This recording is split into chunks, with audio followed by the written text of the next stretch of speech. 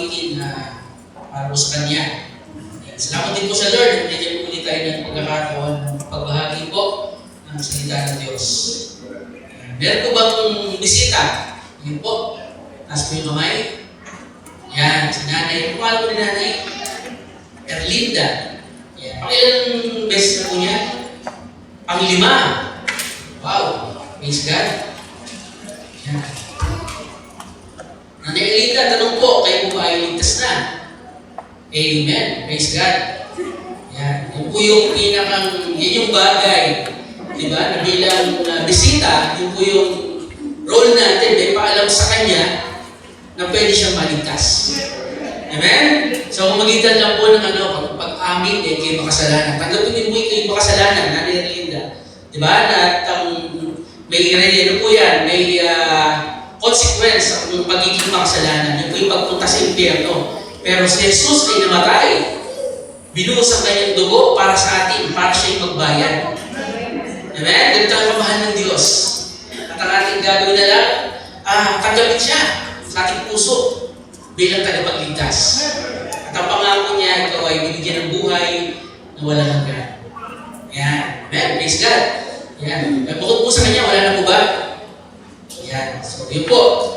Salamat po sa Lord. Ano po, itong week na to, testimony lang po before ako mag-start. Ayun po, nakita nyo siguro sa post ko na nabigyan po ako ng pagkakataon. Blessing po yun, actually, sa Marinduque. Yan, mapagsalita. At sabi ko po, yung goal ko ay, well, hindi mo po siya totally, bakasyon, yun po ay trabaho. Nabigyan po ng pagkakataon na, magsalita po doon sa mga professionals doon. At I made sure na yung aking slides nandun ang gospel. Kasi po, pag pupunta doon, once mo lang sila makikita, once mo lang sila mamimit, baka hindi na ako makabalik doon. Baka ulang sa program, I made sure na doon sa slides ko ng presentation, nandun yung gospel. Baka sa doon, topic ko kasi ay, retirement. Yan, pinag-explain ako ano yung retirement. Sabi ko, the best retirement, diba, alam mo, ikaw ay ligtas. Amen? Mahirap yung prepare ka ng prepare sa retirement, tapos yung pala, hindi mo marinig yung retirement. Pag ginawa ka ng Lord, yung retirement po, hindi sa hell. Diba? So, pagpunin po sa Diyos at yung po ay, napili po tayo doon, hindi man tayo magaling, talaga po siguro lang, blessing na talaga. Kasi I know the right person and the right opportunity na binigay ng Panginoon. Yun po yung blessing po doon. Ngayon po, at Nanay Erlinda, balik po tayo sa iyo. Ngayon po, pagkatapos mo maligtas, after 5 weeks na nandito ka po, after mo maligtas, hindi ka iiwanan, Nanay Erlinda, ng Diyos sa labas. Bibigyan ka ng church. At bibigyan ka ng pastor. Yun po yung topic po natin. Ephesians chapter 4.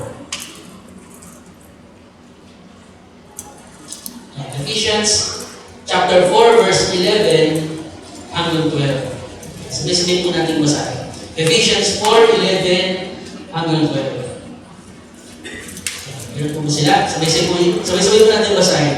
And He gave some apostles, and some prophets, and some evangelists, and some pastors and teachers, for the perfecting of the saints, for the work of the ministry, for the edifying of the body of Christ. Amen. Amen. So binigyan po tayo ng pastor. Hindi po tayo hilimon ng Diyos na kanyang tupa na magpag-aalaga sa labas at kainin ng lobo. Binigyan po tayo ng kawa, ng church, kung saan po tayo naandun. At nagsimula po yun, nung ikaw ay naligtas at ikaw ay nabaptize. Ikaw ay nabaptize, diba? Sumunod ka sa leading ng Panginoon, sa example niya na magbabaptize, naging member ka ng church, naging parte ka ng kawa. Amen? At di niya haya na ikaw ay mapahamak. At binigyan ka pa ng pastor. Okay? Yun po yung ating pong topic, our pastor. Yan. Kasi po, marami po sa church, hopefully po hindi sa atin, sa ating church, marami kasi mga members ang hindi nakakaintindi kung sino yung pastor, kung ano yung pastor. Amen? Marami pong ganon. At dito po sa 1 Corinthians 3 verse 1 to 5, bakit marami ang hindi nakakaintindi sa pastor. 1 Corinthians 3, verse 1 to 5. Kami po dyan. So, pasunod na lang po sa aking magbasa. And I, brethren, could not speak unto you as unto spiritual, but as unto carnal, even as unto babes in Christ. Verse 2, I have fed you with milk and not with meat, for hitherto ye were not able to bear it, neither you know you are able. Are you able? Verse 3, for you are yet carnal. For whereas there is among you envying and strife and divisions, are you not carnal and walk as men? Diba? Makita po natin dito, bakit po gano'n? Bakit hindi nila kilala yung mali o mali yung kanilang pagkakilala sa kanilang pastor? Eh kasi po, mali yung kanilang pagkamunawa. O maybe, itong mga brethren na to, na naligtas, karnal. Amen? Karnal. Ano po? Merong strife, may divisions. Amen? And not having a proper perspective, ano po? Not having, yung pagkakaroon ng maling perspective tungkol po sa man of God, tungkol sa ating pastor, magdadala sa atin ng dalawang bagay. Ano may pwedeng maging cause ng maling perspective tungkol sa pastor? Unang-una, pwede mo nating may taas ang ating pastor sa isang pedestal na unto perfection. Parang you are expecting him to be perfect. You are expecting him not to do mistakes. Diba? You are expecting him to always be considerate, hindi magsasakit ng masakit, hindi magsasalita ng masakit, hindi ka makakarinig ng mali. Yun po yung una. Ilalagay mo sa ganung level. Ngayon, pag nagkamali siya, nandun ka to criticize him. Kasi mali yung perspective mo sa pastor, yung pagkakilala mo sa pastor, dapat laging tama. Dapat laging spiritual. Dapat laging malakas. Hindi namihina. Ngayon, nung nakita mo na siya ng kahinaan, nakita mo siya ng kamalian, nandun ka to criticize him. Doon nagkakaroon ng strife. Doon nagkakaroon ng misunderstanding. Kaya sabi ni Apostle Paul, di ba? I'm speaking to you as spiritual, pero carnal kayo. Hindi nyo naiintindihan. Amen? Ito yung isa. Pagka inilagay natin ang ating pastor sa mataas, yung isa naman, pagka inilagay natin siya sa mababa. Ano mo ibig sabihin? Nandun yung kawalan ng respeto. Na nakikipag-usap ka lang para sa isang colleague mo lang, para sa isang barkada mo lang. Amen? Yun po yung dalawang bagay na pwedeng mangyari. Pagka mali yung perspective mo tungkol sa ating pastor. Amen? Pagka nasabad natin yung kabal na pagka wala kang respeto, ginagawa mo isang katatawanan. Isang joke. Maaaring hindi narinig natin, maaaring sa bahay. Diba? Or maaaring ka, si pastor, ganito yung ginagawa niya, ginagawa mong joke. Hindi ganon. Bakit nagagawa yun? Kasi mali yung perspective mo tungkol sa ating pastor. Hindi mo siya kilala. So maganda po ngayon, pag-aaralan po natin, at importante po, na maintindihan natin na kailangan natin ng pastor. Every one of us, kailangan natin ng pastor. Hindi tayo mabubuhay ng magkakaroon ng isang successful na Christian life kung wala kang pastor. We all need a pastor. Every Christian need a pastor. And, ito matandaan niyo po, God, bakit gano'n? Baka masyulin mo, hindi. God made it that way. God made it that way. Wala kang magagawa. Ganun talaga ginawa ng Diyos ang pastor. Diba? Meron siyang isang awan na kanyang aalagaan. Okay? God made it that way. And God's people are like sheep. Ito po ay parang sheep. Sheep without a shepherd will soon lose their direction, scatter, and fall victim to their enemies. Matthew 9:36. Bago tayo po pumunta sa ating punto. Matthew 9 verse 36.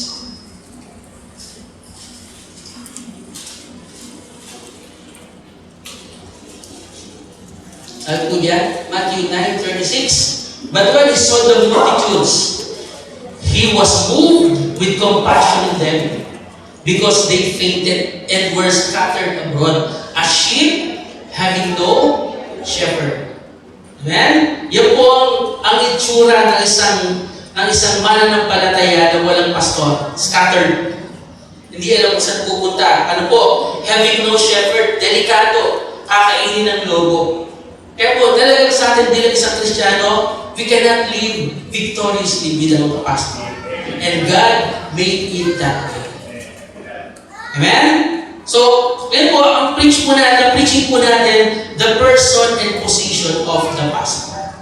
The person and position of the pastor. Okay? So, unang-una po, sa verse 1, Ephesians, balik po tayo sa Ephesians. Okay, so, sa-save po natin. Mabilis po ito. Sabi po niya sa Ephesians chapter 1, I therefore, the prisoner of the Lord. Ang sabi niya po, sabi po, I therefore, the prisoner of the Lord. Kanino daw po siya? Of the Lord. Unang-una, the pastor is God's man. Ulitin mo natin. Para din natin. The pastor is God's man. Amen? Ibig sabihin po, hindi yan galing mo kanina lang. Sino nagluklok dyan? Sino bumoto dyan? Hindi taong bumoto dyan. Hindi taong dyan. Amen? God, He is God's man. Ang Diyos ang nakiligay dyan. Amen? Paano na po ito? Di ba? After 30 years. Natin, after 30 years, halos lahat tayo. Baka si pastor ang nag-win. Di ba? Siya inilagay ng Diyos para mamuno sa atin. Para mag-lead sa atin. Habang tayo naghihintay sa kanyang muling pagbabalik. Amen? Ano po sabi po sa Ephesians 4 verse 11. Kanina po, yung ginasa po natin. And He gives some apostles, diba? And muli, and some pastors and teachers. Amen? He is God's man.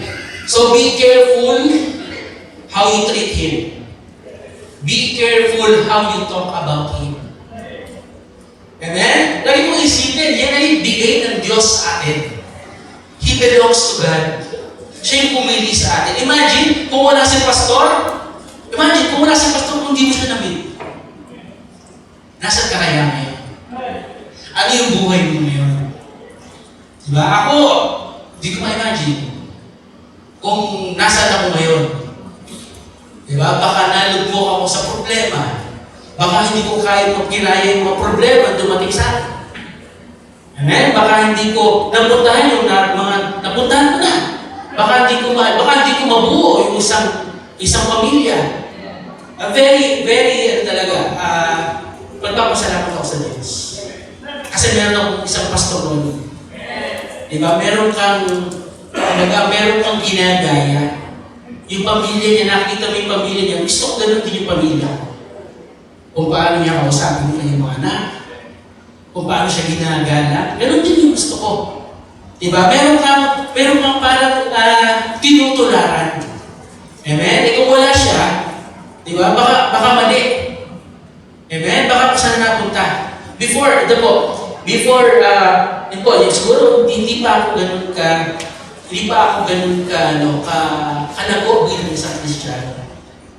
Pinapalaki ko yung mga anak ko the way ako pinalaki. Pinalaki ako sa palo. Kami tatlo magkapatid, pinalaki kami sa palo. Hindi kada kibot, palo. Noong mga maliit yung anak ko, ganoon din ako minsan. Minsan, weekly na nga lang uuwi, lagi pa mainit yung ulo ko. Lagi pa ako galit. Kasi kung may nakikita akong balik sa anak ko, palo agad. Amen? Pero dito nakaraan, di ba, yung habang tumatagal ka sa church, narinig ko every Thursday, every Wednesday, every Bible study, every Sunday, natututo ka paano maging isang magaling at perfect na tatay sa biyaya ng Diyos. Isang bagay pa natutunan ko, pasensyado ka sa ibang tao. Diba? Hindi ka magaling, ako, sa labas niya, madaling magalit. Diba? Di mo po ako palaaway, mabait akong tao. Sa biyaya ng Lord. Sabihin, pinapalamos din mga bagay. Para walang gulo, pinapalabas ko. Pero pagdating sa bahay, malapit ako. Kasi lagi ako nakapalo. Yung natutunan ko, kung sa labas, mapagpiling ka, kung sa labas, pasensyado kang tao, mahinahan ka, dapat mas mahinahan ka sa loob ng bahay. Tama? Di ba? At kung wala ang church, wala si pastor, hindi ko yun matututunan. Di ba? At ang totally malalayo yung kalooban ng aking mga anak sa akin. Amen? Kaya ako, sa biyaya din ng Lord, hindi naman malayo yung loob ko sa tatay ko. Kasi natutunan ko, bilang isang Kristiyano, dati malayo. Right after ng graduation ng college, ito ang college, di ba? Sa Union College. Right after ng graduation, ako unang gusto kong gawin, magtrabaho ng malayo. Ayoko umuwi sa bahay. Kasi ayoko nakikita sila. Kasi may yung pang galit. Diba? Na pinalaki ka sa ganito, mahina yung loob ko. Kasi konting mali ko lang, pinapalo ka agad ako. At yung palo, hindi basta palo, talagang mararamdaman mo. Yung kanyang aluminum na ginagamit ko ng pananahe, pag pinalo ka talagang babaluktot sa'yo. Hindi ka pa pa doon hindi mararamdaman. So ako, bakit ganun? Kaya nung after my graduation, gusto ko magtrabaho, malayo. Nagtrabaho ako sa Kalamba. Umuwi ako, mag-sweldo lang, minsan hindi pa. Minsan hindi pa once a month. Okay? Malayo. Pero, syempre, nung naligtas ako, doon ko natuwa din sa kanya. Gaano kalapit store sa tatay niya. Gaano niya ginagalang yung kanyang ama. Diba? So, ngayon, talagang I tried my best na maging malapit sa tatay ko. Na ginagalang ko siya. Imagine, kung wala ang church, kung hindi ako naligtas, kung wala si pastor, ano na yung buhay ko ngayon? Tama? Malayo yung mga anak. Maaaring wasak ang pamilya.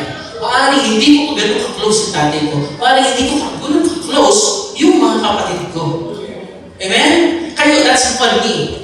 Hindi ko po alam sa inyo. Pero yun po yung epekto ng isang pagiging Kristiyano. At nandun sa tamang church. At nandun ka sa tamang pastor. Imagine. Amen? And imagine, he is God's man. Salamat sa Diyos kasi pinadala siya ng Diyos sa akin. Kaya ganun yung, diba, ganun yung paggalang ko sa kanya. Sa aking pastor. Amen? Kasi he is God's man. Ginamit siya ng Diyos para maging maayos ang pamilya ko. Ginamit siya ng Diyos para maging maayos yung buhay ko. At salamat sa Lord. Salamat sa Panginoon. Meron akong pastor na katulad niya. Amen? And let's remind ourselves always, He is God's man. Amen? Pangalawa po, 1 Corinthians 2 verse 3.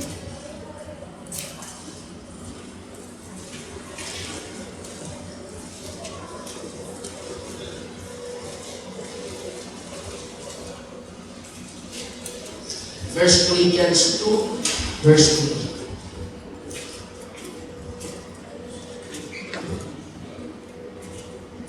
And I was with you in weakness and in fear and in much trembling. Pangalawa po, una, the pastor is God's man. Pangalawa, the pastor is a man. Kita niyo po yung emotion dito po? Di ba? Yan yung ni Apostle Paul. I was with you in weakness, in fear, and in much trembling. Meron siyang emosyon, meron siyang kahinaan. Ganun din po ang ating pastor. Amen? He is a man. He has feelings. He has wants. He has desires. And he has likes and dislikes. At masasaktan din ng ating pastor. Amen? He is a man. Hindi po natin siya dapat i-consider isang perfect na tao. May magkakataon na siya ay nagkakamali.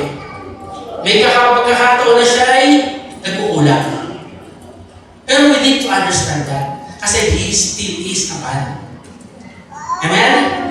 He is not perfect. So do not hold him to that standard. Amen? Hindi po siya perfect kung tao. So, kung ilalagay siya sa ganung standard, ang taas ang tingin mo standard, dapat ganito siya, dapat ganito siya, dapat ganito siya. Hindi. Kasi he still is a man. Amen? Diba? He has failures and mistakes minsan. So, he is to be forgiven. And he forgives. He also forgives. Tama? Minsan pag tayo nagkakasala sa kanya, bala-bala eh. Diba? Pero siya nagkamali, sobrang yung reaction mo. Hindi mo gano'n. Kasi he still is a man. Amen? Tingnan mo yung Jeremiah 3 verse 15. Jeremiah 3 verse 15. And I will give you pastors. Yan po yan. Sabihin mo ako.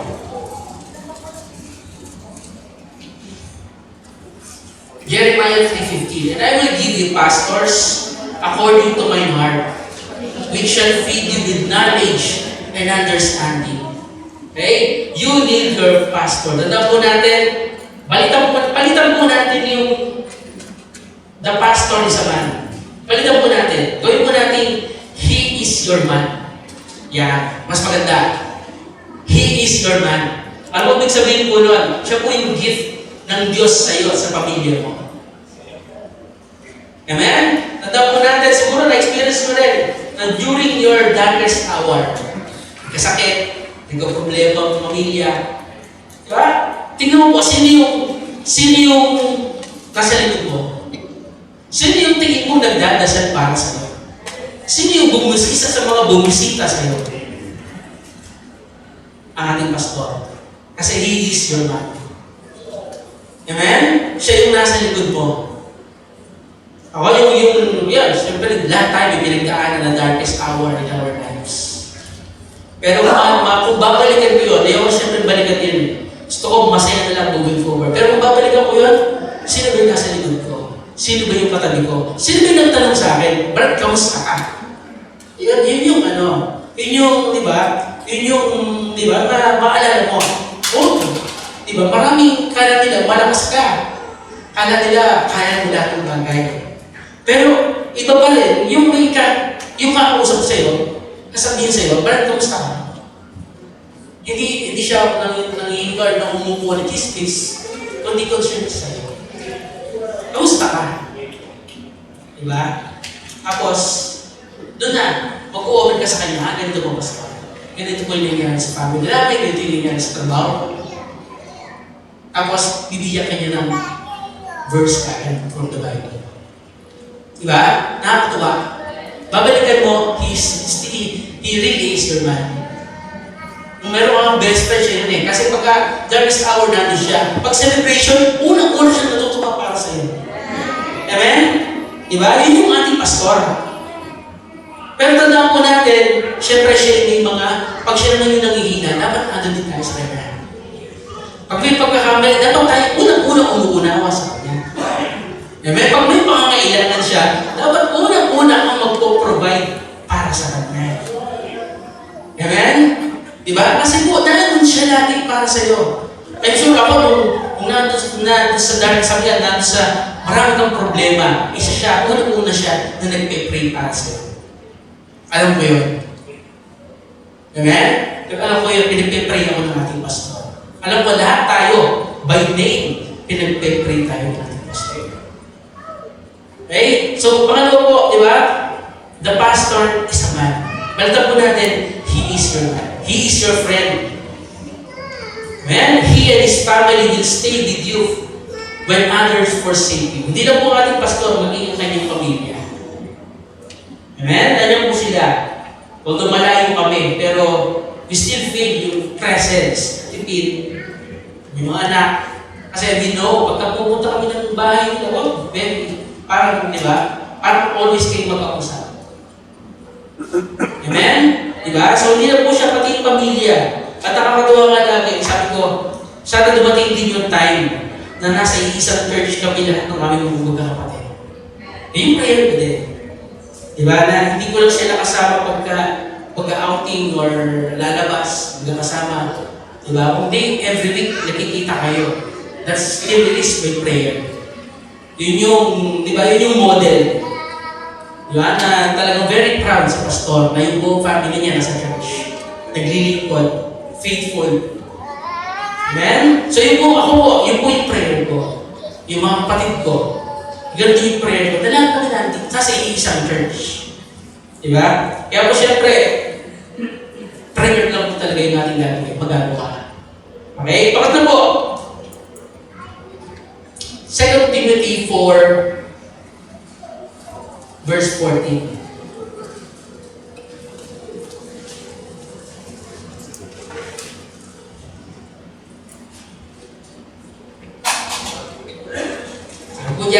Alexander, the coppersmith, did me much evil. The Lord reward him according to his works. Sabi po dyan, Alexander, the coppersmith, did me much evil. Pangatlo po, the pastor is a hated man. The pastor is a hated man. Who hates him? Who hates him? Tingin niyo po sino? The devil. The devil hates him. Amen? The devil hates him. Bakit? Kasi siya yung ginagamit ng Lord para maraming kaluluwa ang maligtas. Siya yung ginagamit ng Lord para maraming kaluluwa ang makarinig ng daan ng kaligtasan. That's why he is a hated man. Hated by whom? Hated by the devil.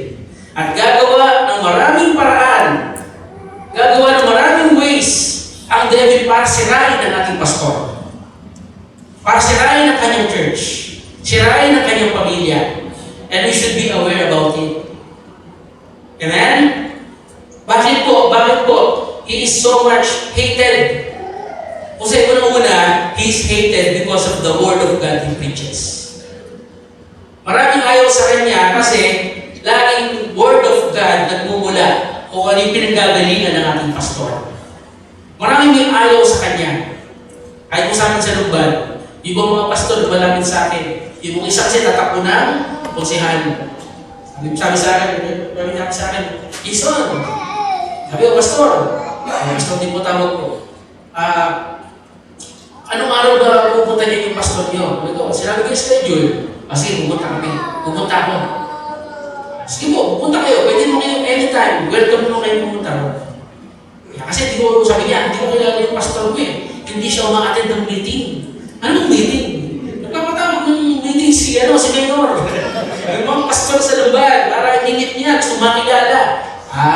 Sabi ko, hindi po talaga umaattend ng gano'n ng pastor. Kaya kasi po, gusto ko sabihin na hindi kami nakikipamatok sa hindi mananampalataya. Kaya baka ma-offend, hindi maligtas. Ma-offend sa akin. So, sabi ko na lang po, hindi po ganun yung aming pastor. So, sabi ko na naman kayo, welcome naman kayo doon as a visitor. Hindi po siya pumunta, kahit kailan. Hindi ko alam kung takot kay pastor mabaharap o ayaw ko na, hindi ko alam. Okay? Di ba? Kasi he preaches the word. Maraming ganit sa ating pastor. Kung ang devil merong nakatutok na maraming mga, di ba, maraming mga devils sa Satan, maraming nilagay na devils or patibong sa ating sa atin bilang isang Kristiyano, lalo na sa ating pastor. Amen? So kaya naman maging aware tayo. Kung merong tinig sa daan niya, ano gagawin mo? Tanggalin po natin. Amen? Yun po yung role natin bilang mga bilang kanyang mga sheep. Diba? Ang nagmahali, diba, unburden yung mga bagay na nagpapabigat sa pastor. Kung mayroong makikita ang, diba, madadapa siya, matatalisyon siya, tanggalin yung, diba, nasa harapan niya, kung we have the power naman to do it. At kung mayroon siyang pangangailangan na pwede naman natin ibigay, pwede din natin ibigay. Amen? Kasi, talagang puntirya siya ng devil. Ayaw ni Satan sa kanya. Amen? Natandaan po natin, paano ba namatay ang mga apostol? Paano ba namatay ang mga apostol? Si Matthew by the sword. Sabi si Mark, dragged by horse. Yung mong hirap ng pagiging apostol ng ating Panginoong Kristo, sila dumanas ng ganung hirap. Ganon din po ang kasakitin ng ating pastor kung di po tayo magiging aware at katulong niya. Amen? Ganun ka-hate ng devil at ni Satan ang mga nag-preach ng Word of God. At asahan po natin yun. Amen? Diba? So, yun po yung pangatlo. Sabi ko sa John 10:10, the Di ba? Ano po? The devil or the thief cometh to steal, to kill, and to destroy. At sino po yung unang-una na pwedeng bigyan yan ang ating pastor? So we should be aware of it. Okay? Pangapat po, 2 Corinthians 11:2.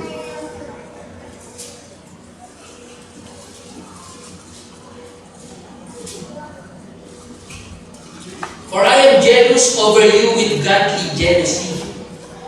For I have espoused you to an husband that I will present you as a chaste virgin to Christ. Pangapat po, the pastor is a concerned man. The pastor is a concerned